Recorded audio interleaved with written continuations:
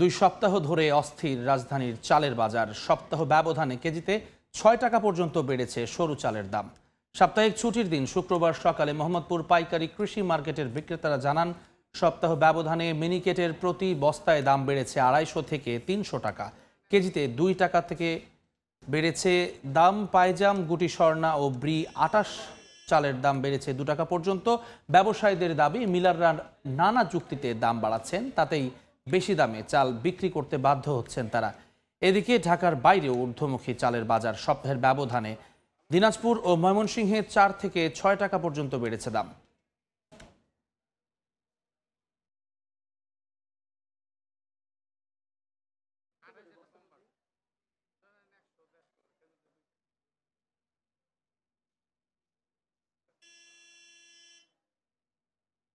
বড় বড় কোম্পানি হওয়াতে এখন টাকার বস্তা নিয়ে যাই মুখামে যাই ধান কিনতে। মিলারদের একটা কজ আমরা বরাবরই শুনে থাকতেছি, যেটা হলো যে বেশি দামে ধান কিনতে হচ্ছে, এই জন্য চালের রেট বেশি। কিন্তু যে বেশিটা এটা আসলে স্বাভাবিক পর্যায়ে না।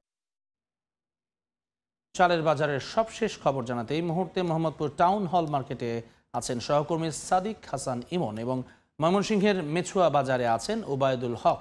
সরাসরি প্রথমেই যাচ্ছি ইমনের কাছে। ইমন,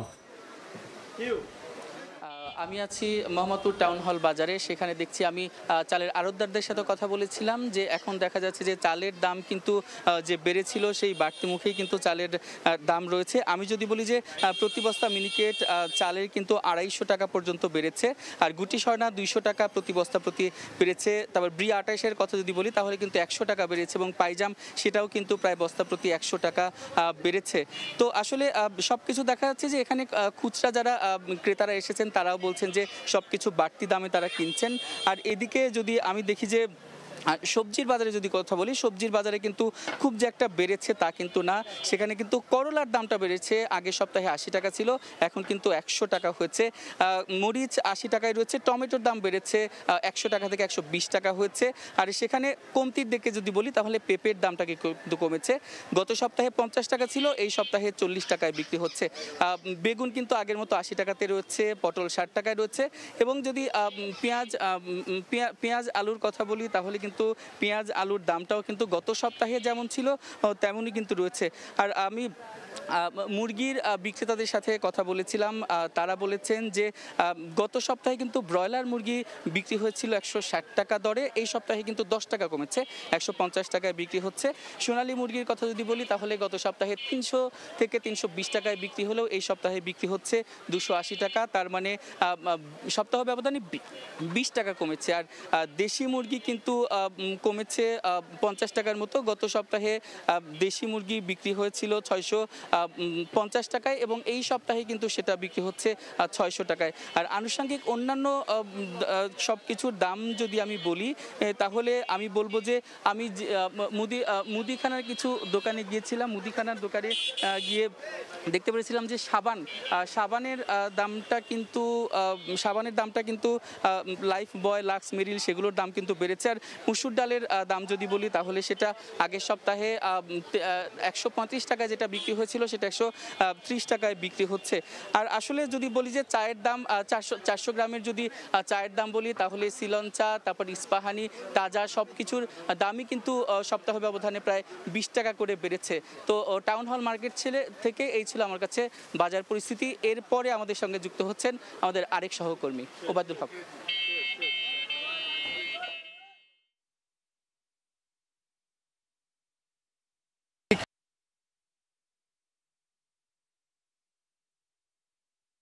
হঠাৎ করে বেড়ে যাওয়ার কারণে কিন্তু মানুষ কিন্তু চরম বিপাকে পড়েছে।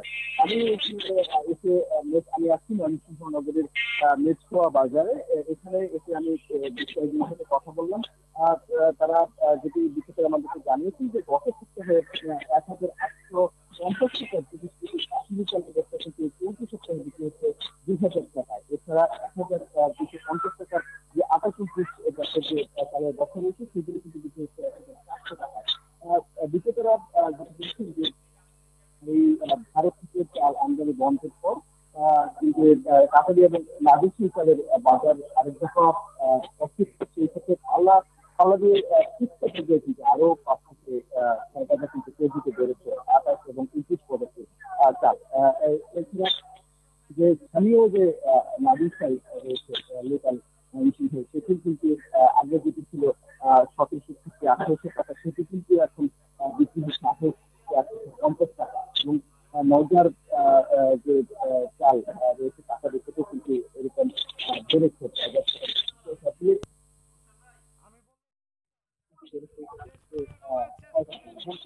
এই যে তারা বলছেন যে নিয়ন্ত্রণ করা না যায় তাহলে কিন্তু সাধারণ মানুষ আরো বিপাকে পড়বে। এবং তারা বলছেন যে সরকার যাতে এই দিকে হস্তক্ষেপ করে এবং এই চালের বাজারটা আবার ঠিক করে। তো এগুলো মানুষ থেকে মেঘলা বাজার থেকে আমার কাছে চালের বাজারে সবকিছু।